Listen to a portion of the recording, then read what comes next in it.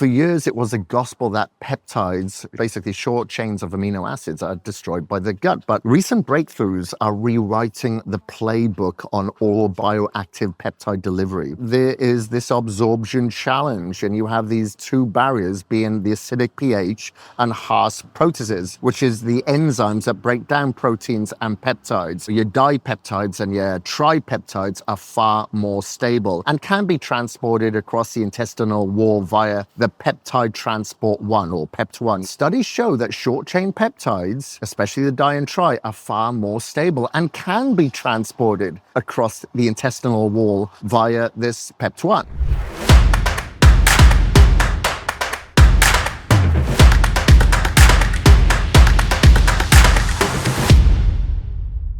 Hello everybody, Kris Gethin here, and welcome to an episode of the Kris Gethin Podcast. We were in Rome yesterday, or this morning, and now we've come to this beachside resort town, but I couldn't wait any longer. I wanted to record this podcast because I am going to speak to you about peptides today, but more so I'm going to talk about peptides and supplements that come in the oral form.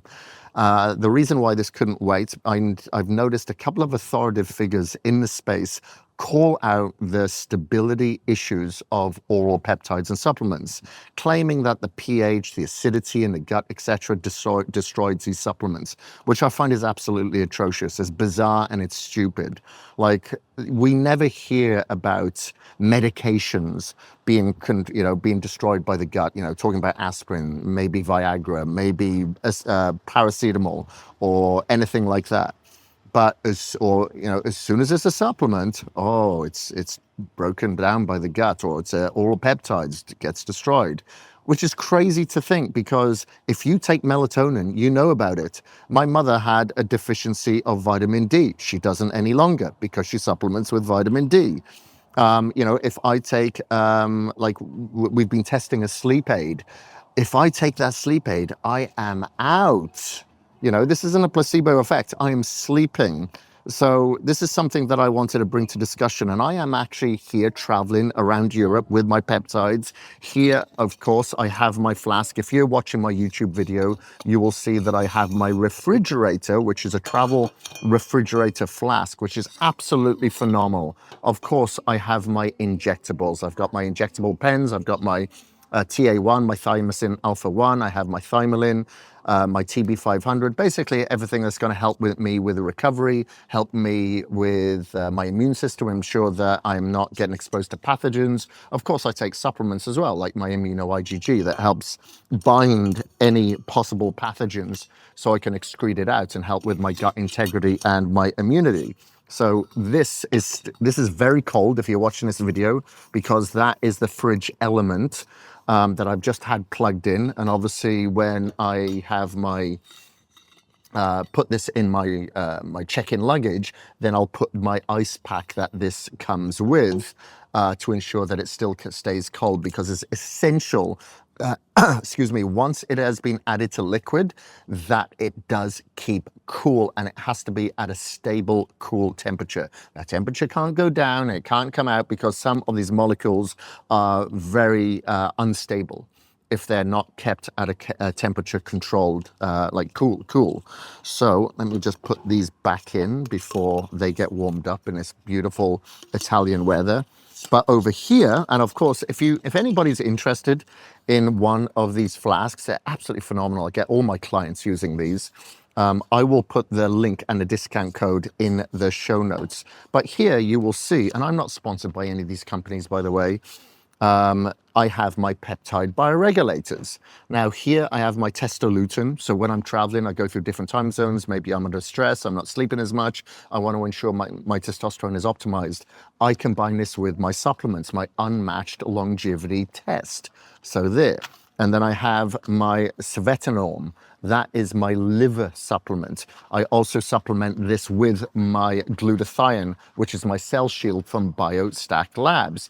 That helps keep my liver healthy when I'm traveling, because the liver is an emotional organ.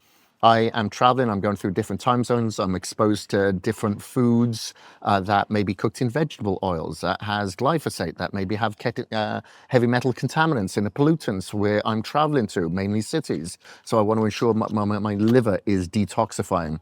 Here I have another oral peptide. So again, if I'm lacking in sleep, my brain is not on point, I want to have that cognitive function. I have BioMind by BioLongevity Labs. In there is my J147. I have my dihexa. I have my Nupept, great for my memory recall, memory retention, reaction time, focus, everything that is needed when I'm traveling. So, and one thing that I did want to mention as well is that you may know, if you follow me, that earlier this year, or was it late last year? Late last year, I got into another snowboard accident. I knocked a big chunk of cartilage out of my shoulder. I was told by the doctor, there is nothing that can be done for this. Now, I've screwed up my shoulders so many times. I've torn every muscle you can think of in the shoulder, from motocross, from surfing, from snowboarding, etc. And this is the first time I've actually done cartilage damage. And to be told there's nothing that could be done, and I was in a lot of pain, I was very restricted in my movement. It was like, this cannot be a death sentence. I spoke to a surgeon that does 3D printing of cartilage. Unfortunately, I wasn't a candidate, but my last resort was two peptides. One called Sigma, which is a bioregulator, is an oral peptide, and the other one was Cartilax. My plan was to do 4 weeks Sigma, the oral, 4 weeks Cartilax, the injectable, and then 4 weeks together, so a 12-month protocol, or 12-week protocol, sorry. I did 4 weeks on the Sigma, 4 weeks. My cartilage was healed. I had another MRI. My cartilage had grown back. And you're telling me that peptide bioregulators in oral forms do not work? Take the BioMind. Tell me if it doesn't work on your brain. Take the testosterone. Tell me it doesn't have an effect on your free testosterone levels. This is absolute bullshit. So that's something that I really wanted to call out in this podcast today. You know, these peptide bioregulator protocols can be awesome, and I wanted to cut through the myths today, because for years it was a gospel that peptides, basically short chains of amino acids, are destroyed by the gut. But recent breakthroughs are rewriting the playbook on oral bioactive peptide delivery. And the peptide fundamentals are short chain amino acid sequences, generally 2 to 20 residues, that can modulate when absorbed intact or in specific fragments. And these can come from dietary sources. It could be collagen hydrolysate, or could be synthesized for targeted effects like the Cytomax or Cytogen from Cavestons, like GHKCU and more. But there is this absorption challenge, and you have these two barriers, being the acidic pH and harsh proteases, which is the enzymes that break down proteins and peptides. But you'll find that, your dipeptides and your tripeptides are far more stable and can be transported across the intestinal wall via the peptide transport 1, or PEPT1. You may have heard me talk about that when speaking about dileucine, one of the peptides that we have, this double bonded peptide with unmatched. But studies show that short chain peptides, especially the di and tri, are far more stable and can be transported across the intestinal wall via this PEPT1.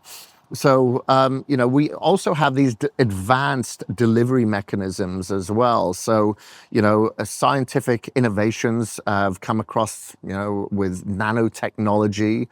So you have these nanoparticles and solid lipid nanoparticles that protect the peptides from enzymatic degradation. Then you have muco-adhesive polymers, such as like chitosan, that stick to the gut lining, vastly increasing the peptide residence time and absorption, even in hostile pH environments. And you have chemical modifications as well that shield peptides from acidic and from acid and enzymes. They extend the circulation half-life, reduce the immunogenicity, like the smart nanocarriers can be designed to release these peptide cargoes in response to pH or to enzyme triggers. And then you have these peptide therapeutics. Like I said, you've got the nanos. You have these permeation enhancers as well. So, one of them that comes to mind is Thiomatrix. Thiomatrix is one of them. Peptiligence, I think it was called. Peptiligence, that's it. Peptiligence and Thiomatrix. Basically, they use like these thimer-based polymers to enhance the intestinal mucoadhesion and inhibit gut enzymes, showing remarkable improvements for peptide absorptions. And, what do the studies show? Well, peptide bioregulators, let's talk about like cytomaxes or cytogens originating from, the Institute of Bioregulation. These are nature identical low molecular weight peptides derived specific from animal tissues and standardized as oral capsules or sometimes lingual drops. And, administration of, say, pineal peptides, and we could talk about epitalon, and thymus peptides like thymolin, to humans, I think 60 to 89 years old, led to up to 33% reduction in mortality. They increased bone density. They improved immune function and endocrine function and restoration of youthful melatonin production. And it significantly increased the extension of disease-free lifespan. So this is direct evidence showing that these oral bioregulators do in fact work. And then you have the short chain versus the long chain peptides, the short chain being the di and tripeptides being a little bit more stable. And then, let's talk about the limitation, the challenges, the future. Despite advantages, all peptides uptake is less efficient than injectables. I do admit that, but real progress is being made here. And this is something that needs to be, shown. Of course, we have the GLPs in injectable, but there are GLP-1s now shown that they are coming in oral chain peptides as well, and they have stability. They used to have stability issues, but they do not have stability issues anymore. So you have the pinealon, you have these thymic peptides, and they remain the most studied and proven systemic anti-aging and oral protective results across human and animal studies. So you cannot disregard a lot of these oral peptides and say they do not work. We know that we have the pinealon, we have peptides for the eyes, peptides for the liver, peptides for the kidney, then we have the connective tissue. Now, are they going to be as efficacious as the injectable forms? No, of course they're not. But not everybody wants to take an injectable form. Like I said, I don't have a problem with taking a little insulin needle injection, not a problem whatsoever. But I didn't even need to move on to Cartilax to restore the integrity of my cartilage. I just had to do the oral bioregulator in the form of Sigma, and I was fixed. So anyway, we do have obviously a lot more work that is being put in place when it comes to supplementation, when it comes to peptides in an oral form. But believe me, we are there for the most part. Like I said, if you take 5-10 grams of melatonin or milligrams, tell me you don't feel it. Yes, you're going to feel it. Like if you take valerian root, I don't know if about you, I have like vivid dreams. It works. Vitamin D, like I said, I have one of these DNA deficiencies where I have one of these SNPs where I do not absorb the sun through photobiomodulation, vitamin D through photobiomodulation. So I have to supplement higher. My mum, being the same, has more of a deficiency, but we both feel so much better. So much better when we have a decent amount of vitamin D. And remember, this is a precursor to testosterone. This isn't really a vitamin, it's actually a hormone, but you can actually feel the difference if you have that deficiency. But let's talk about some of the other peptides out there. We have injectable peptides are absolutely phenomenal. They offer maximum bioavailability, direct systemic distribution. So for instance, if you are taking the body protective compound, BBC 157, at 157 being a sequence of amino acids replicated in the soft tissue, and you've got an issue in your knee, and you take a localized injection to the knee, chances are after a couple of weeks, maybe 2 days, maybe 2 months, you will be alleviated of the issues issues that you are possibly facing in that area. Of course, unless you have a major tear, and sometimes you may need to go for stem cells. If the stem cells do not work, you have to go for surgery. But every time that I've had surgery and I've had peptides injected into the localized area, maybe my GHKCU, maybe the BPC 500, PBC 157, TB 500, I heal so much better and quicker than I would have without it, because I've done both. I did my first round in 2017, and my healing was remarkably quick. So, there's something to be said. And of course, you've got those growth hormone secretagogues. You've got tesamorelin, CJC, ipamorelin, sermorelin. But now we have MK677 in an oral form, which actually does show it helps your body release growth hormone, So, and then now you've got the nasal peptide delivery mechanisms. Of course, BioLongevity Labs and Seroturna, they do the strips as well. How efficacious they are, I do not know, because I haven't really utilized them. Again, same with the topical applications. I do use a GHKCU on my skin, on my face. Does it work? I don't know. Everyone keeps telling me that I look young. My skin looks great. So maybe it's working. Maybe that copper peptide is working on my face. So am I going to stop? No, I'm going to continue to take it. I do not do the injectable form for my skin. I do it mainly if I've had, an issue like an injury or something like that. But the era of peptide therapy is here. It's a toolbox that's rapidly moving from fringe to clinical mainstream, but combining your oral along with your injectable and with your bioregulators for outcomes previously thought impossible is the future. And again, this goes for supplements as well. So if I'm taking, the unmatched dileucine peptide, dileucine 185, I feel my recovery is greatly enhanced. Usually I am sore for several days after my leg workouts.